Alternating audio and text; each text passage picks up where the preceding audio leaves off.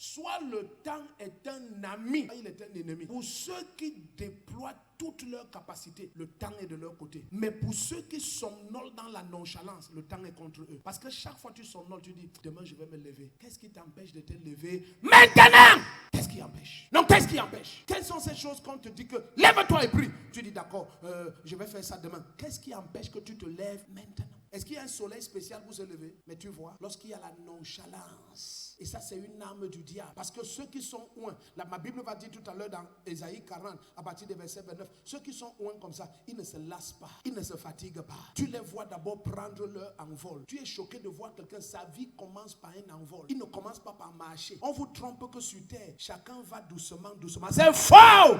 Ceux qui vont doucement n'arriveront jamais. Ceux qui s'attendent à l'éternel, première chose, ils prennent leur envol comme des aigles. C'est la première chose. Après, maintenant, ils courent et ne se lassent pas. C'est à la fin de leur vie qu'ils se mettent à marcher. Mais ils marchent au-dessus des hauteurs extraordinaires.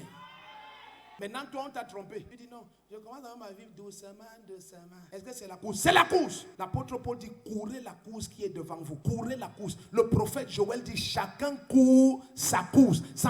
Il n'y a la marche nulle part dans le destin. Dis à ton voisin, il n'y a la marche nulle part. Dans le destin, il n'y a pas la marche. Est-ce qu'on est ensemble maintenant?